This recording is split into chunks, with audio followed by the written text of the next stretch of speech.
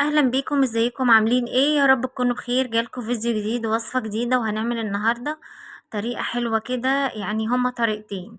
اول واحدة هجيب طاسة واسخنها على النار وانزل فيها بربع كوباية من الزيت ومعلقة من التوم.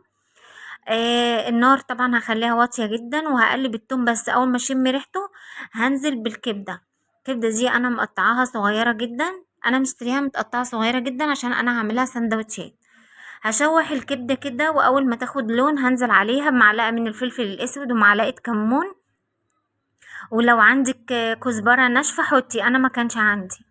تمام. وهنقلبهم مع بعض وهنزل عليهم بمعلقة من توم بودرة، على يعني توم وبصل بودرة، ومعلقة بابريكا ومعلقة سماق.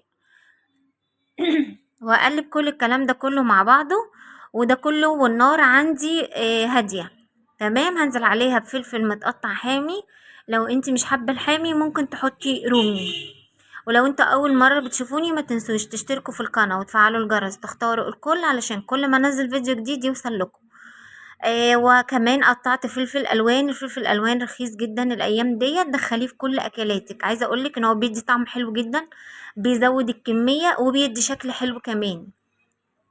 وجبت مكعب من المرقه وحطيته على الكبده كده. خلاص الكبده بقت جاهزه معايا.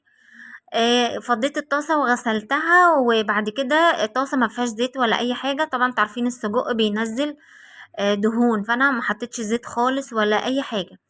هشوح بقى السجق ومش هقطعه، لان انا لو قطعته هتبص تلاقيه اتفكك من بعضه وبقى عامل زي اللحمه المفرومه. خلاص شوحت السجق، هنزل عليه ببصل متقطع جوانح. هشوح البصل برضو كده، يعني اديله تشويحه. هنزل عليه بمعلقه من الثوم وهقلبها، وهنزل عليها بفلفل متقطع حامي او رومي زي ما بتحبي. وكمان هحط فلفل الوان. هقلب بقى كل الكلام ده كله مع بعضه. عايزه اقول لكم عشاء سريع وممكن غدا برضو. حطيت فلفل اسود بس، وحطيت بابريكا، وحطيت سماق. ما كترتش هنا بهارات كتيرة، لان انتوا عارفين السجق بيبقى مبهر لوحده. وحطيت توم وبصل بودرة. هقلبهم. عايزه اقول لكم وصفة سريعة وسهلة وطعمها حلو جدا. جربوا الوصفة، يا رب تعجبكم.